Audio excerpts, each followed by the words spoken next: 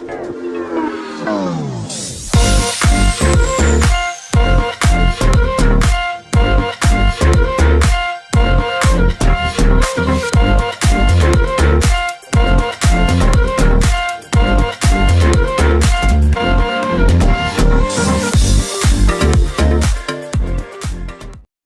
semua, selamat datang ke channel Vels Lifestyle. Salam sejahtera Malaysia. Saudara-saudara, tuan-tuan dan puan-puan, seringkali kita mendengar tangkapan daripada SPRM. Kita mendengar banyak pemimpin politik yang terlibat dengan rasuah.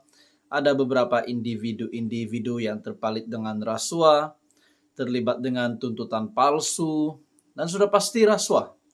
Dan akhirnya saudara-saudara, terdapat individu yang diberikan kepercayaan, diberikan kuasa, tanggung jawab untuk memegang sebuah jawatan kerajaan. Akhirnya saudara-saudara, mereka inilah, bukan semua, saya bukan mention semua, tetapi ada di antara mereka yang terlibat pula dengan kegiatan yang tidak bagus. Yang saya boleh kata ini menghancurkan negara. Dalam satu artikel disahkan oleh SPRM dari BH Online, 5 pegawai immigration, 4 ejen di Reman bantu seludup warga asing. Ada saja yang berlaku, dan ini satu lagi tangkapan yang mengejutkan, pendedahan yang menggemparkan daripada SPRM. 9 individu termasuk 5 pegawai Jabatan Immigration ataupun JIM di Reman 6 hari bagi membantu siasatan berhubung sindiket menyeludup keluar pendatang asing tanpa izin ataupun PATI melalui lapangan terbang. Magistrate Leona Dominic Mojiliu mengeluarkan perintah reman itu bermula 24 sehingga 29 Mac ini selepas membenarkan permohonan pegawai penyiasat Suruhanjaya Pencegahan Rasuah Malaysia SPRM hari ini. Dan ini berlaku di Tawau, di Sabah. 5 pegawai immigration yang berusia 30 hingga 41 tahun itu terdiri daripada 3 wanita dan 2 lelaki, masing-masing bertugas di lapangan terbang Tawau ataupun LTT, ditahan antara jam 2 petang hingga 9 malam tadi menerusi ops lancar oleh SPRM. 4 lagi individu awam disyaki ejen masing-masing ditahan di lapangan terbang antarabangsa Kuala Lumpur ataupun KLIA dan sekitar daerah Tawau antara jam 3 hingga 5 petang hari yang sama.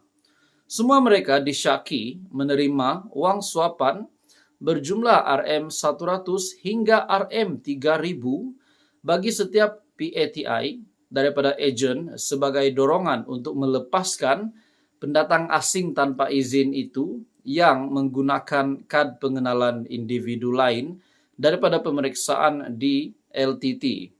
Dalam pada itu, pegawai penyiasat SPRM, Wan Muhammad Iqmal Wan Ishak, dalam permohonannya memohon tempoh reman selama 7 hari bagi melengkapkan siasatan mengikut Seksyen 16 dalam kurungan E Akta SPRM 2009.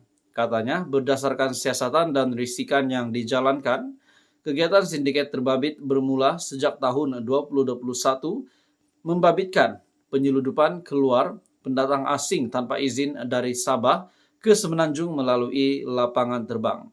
9 individu termasuk 5 lagi pegawai Jabatan Immigration Malaysia di Reman 6 hari bagi membantu siasatan SPRM. Jadi bagi saya tuan-tuan dan bapak semua, mereka yang diberikan kuasa, diberikan tanggung jawab, mereka lah pula yang terlibat dengan perkara-perkara begini. Saya boleh kata ini satu tindakan yang tidak disukai. Jadi apa komen Anda tuan-tuan dan bapak semua? Info padu, info hangat disediakan di dalam channel ini. Jangan lupa tekan butang like, share, dan subscribe. Halo semua, salam sejahtera Malaysia. Di dalam perkembangan terkini, berkaitan dengan status Ismail Sabri Yaakob, di mana beliau adalah bekas Perdana Menteri. Bagi saya ini satu pendedahan yang mengejutkan daripada keluarga Ismail Sabri Yaakob sendiri. Ada yang berkata semasa jadi siapa-siapa sajalah individu, mesti kita pernah dengar cerita kedai kopi, cerita dengan rekan-rekan keluarga. Mesti ada yang berpandangan bahwa sekiranya ada jawatan, ada pangkat tinggi, Anda akan dilihat mempunyai kuasa. Tapi seperti yang kita tahu, Datuk Seri Ismail Sabri Yaakob yang sudah tidak lagi memegang jawatan sebagai Perdana Menteri, akhirnya satu pendedahan yang mengejutkan daripada anak Datuk Seri Ismail Sabri Yaakob sendiri. Dalam satu artikel ini, pendedahan ini bagi saya pasti mengejutkan ramai. Artikel dari Beautiful Nara, dalam tajuk artikel ini, ayah dah tak jadi Perdana Menteri, semua pakat lesap. Daffy hilang tawaran bekerja, pernah pecah tabung nak sara hidup. Bagi saya ini satu pendedahan yang pasti mengejutkan. Seluruh ahli politik sudah pasti kepada pengundi-pengundi Ismail Sabri Yaakob, peminat Ismail Sabri Yaakob yang juga adalah bekas Perdana Menteri. Dalam artikel ini, penyanyi Daffy yang ditemui harian Metro mengakui sejak bapanya Datuk Seri Ismail Sabri Yaakob tidak lagi memegang jawatan sebagai Perdana Menteri, dia kehilangan satu demi satu pekerjaan dalam industri hiburan.